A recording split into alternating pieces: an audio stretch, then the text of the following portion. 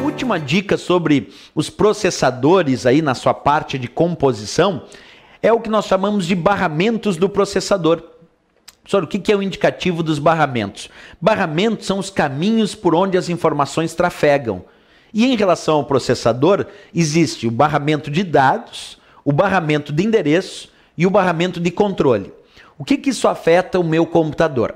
Pois bem, se barramento é todo e qualquer caminho por onde as informações trafegam de um ponto a outro, é isso que nós chamamos de barramento, o processador tem que transmitir dados, ele tem que processar, daí ele tem que armazenar na memória, ou ele tem que buscar dados na memória para processar.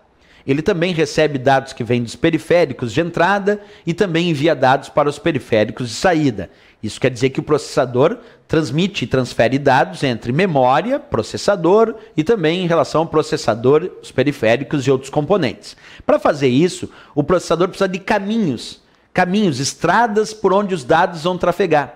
Existe um desses caminhos que nós chamamos de barramentos de dados do processador. O barramento de dados do processador é o caminho por onde trafegam os dados propriamente dito. Só que para os dados atingirem o local, é preciso de um endereço, de uma posição de memória indicativa. Esse endereço trafega no barramento de endereço.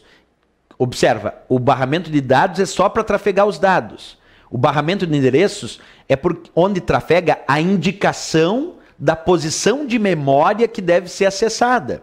Por isso o barramento de endereço, porque esse só indica a posição de memória que deve ser acessada. Os dados trafegam pelo barramento de dados, mas a indicação da posição de memória que deve ser acessada é pelo barramento de endereço. E também tenho que ter um barramento de controle, que controla como esses dados chegarão nesse endereço.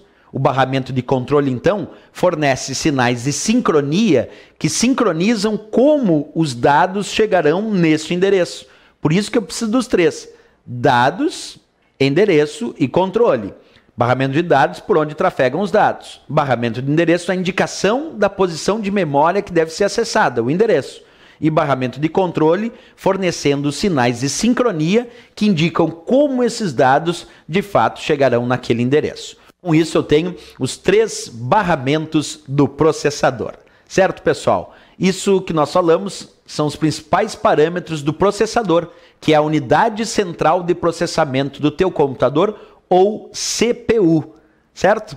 Até a próxima aula. Bons estudos!